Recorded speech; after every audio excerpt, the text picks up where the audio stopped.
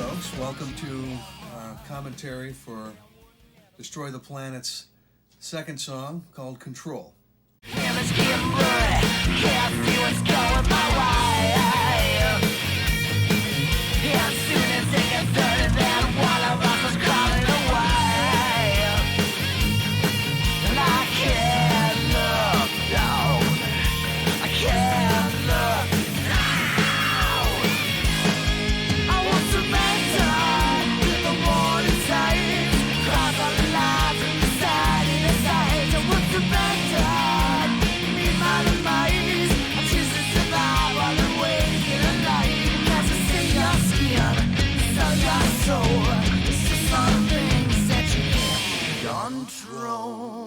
This song I think identifies us the most. Like it is like if you want like a gateway song to what the Destroy the Planet is about, it would be this song. I think this has a little bit of everything. It has not a lot of the punk that we have on some of the other songs, but there is some punk in there, definitely metal in there, definitely the pop is in there. So a hard rock tune with different elements. I think it's all. I think this one it's the most even spread, I guess. This song, I actually had this one. I wrote this riff. Like 2008, I wrote this riff and then sat on it for a long time.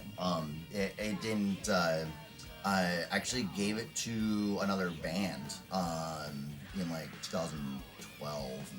Another band needed a song, and I gave them it. And I don't think they did anything with it. I haven't heard them do anything with it. But their version of the song, it was just completely different than where I would have gone with it, where we went with it. So I kind of took it back, and this one we just kind of it was like you had the riff, and then no matter where you went from it, I didn't like it. So I typically build the riff and then go to chorus and then try to fill in the blanks. And this one it really had to be riff, verse, chorus, and that's how to build the song. Then I took it and turned the drums on its head and. Well, so a couple things about your drums. Right when you get to the pre-chorus, the image getting blurry, I can't see it. I've had many people comment about how fast you play. So we were there. We were there when he tracked it. There was no studio trickery here. The double kicks on there is yeah, that was we've had a lot of people comment on that one. The people who have heard the album already have commented that it's unreal, and it's because you're an unreal guy. It's all real. There's no double heel toe. It's just all singles. But I've just been a metal drummer for a long time, and this is one of my signature moves, I guess you could say. Well, and then when you get to the chorus, okay, so how we recorded this album, kind of a lot of things happened. I built the tracks from home, as far as rough tracks, so that he could play along with it, and then he tracked it at the studio to those tracks. Now the idea is that you should do that. That's how you can save some studio time, is to do those from home. But the problem is that we decided after you recorded the drums that we were going to do all the songs in E flat, and so. When I went back in to do his, to build onto his parts, I had to play to his drums with no backing track at all. And you didn't realize all the stuff I was doing. Yeah, like, so during the chorus, you have that kind of 4 on the floor beat, and I was like, oh no, I've never been a fan of that beat. I always thought that more so for me I had a brief stint where I played drums, and that was like the first beat you learn, right? So I was like, oh no, what did we do? And because with nothing else on there, it really, to me, it didn't fit the song. It with nothing else on there, and then as you start adding guitars, start adding bass, start adding vocals, and start adding all the other stuff that goes on, it really keeps it grounded, in my opinion. You saw my vision. I'm not one to always simplify, but that was the one time I'm like, how often do you hear just a basic ride beat, and then I spice it up with a little extra kick in there, and then we do this offbeat stuff and some other stuff. So I like that part. Sounds like just a cool driving chorus. So I just thought, let's do the ride there and just keep it simple.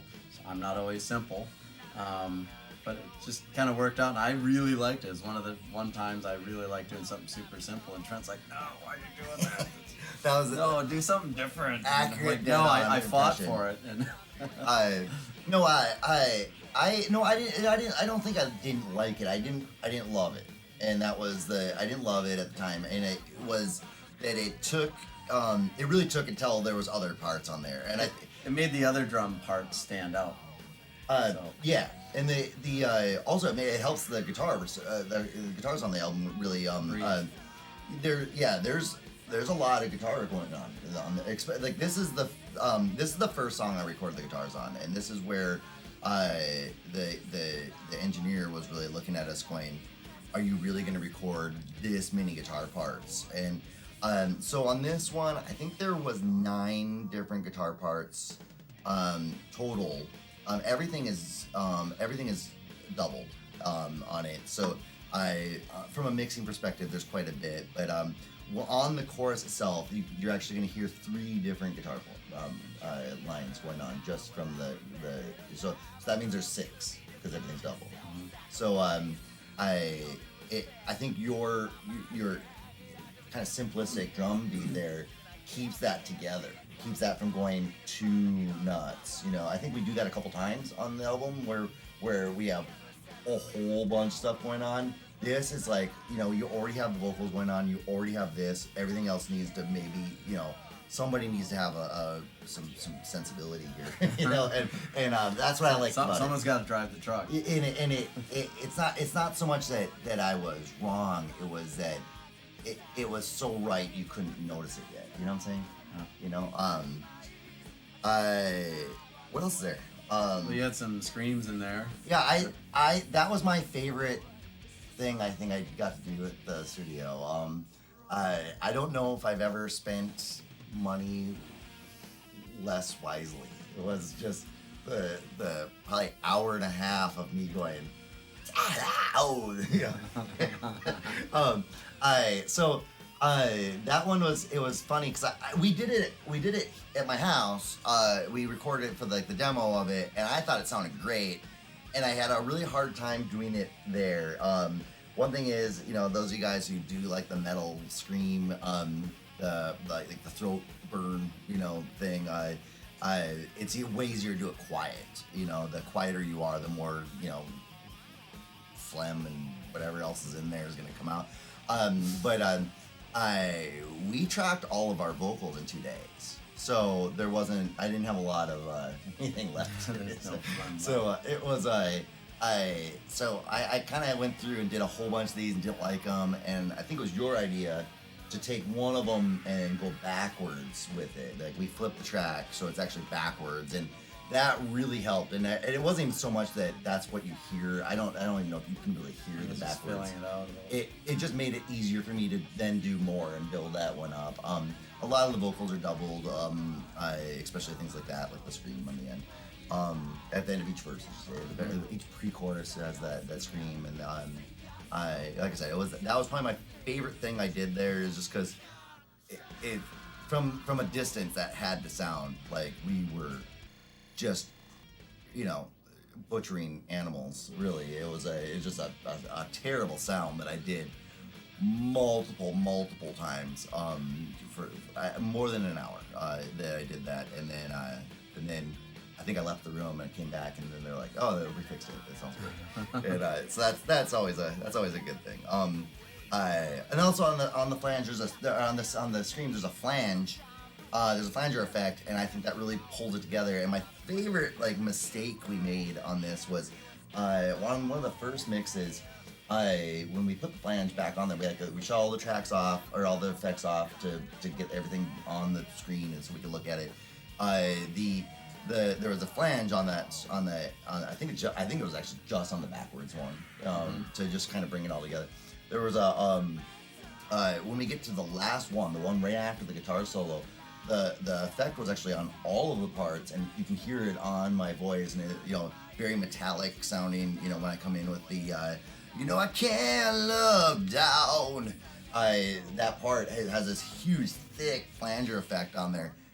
We never meant it to be there. It was just there on accident as things It's there to happen. stay now. And so I kind of cool. You know, anything that makes me sound like a robot, I guess, makes me happy. It makes it keeps in line with the theme of the band. All right. Yeah. What do you think? I played bass on this song. And I have a revolutionary approach. I used these two fingers like this over and over. But other than that, Yeah. folks, thanks for listening. Take control and listen to Control when you get a chance. We appreciate it. Thanks. Reach on my finger.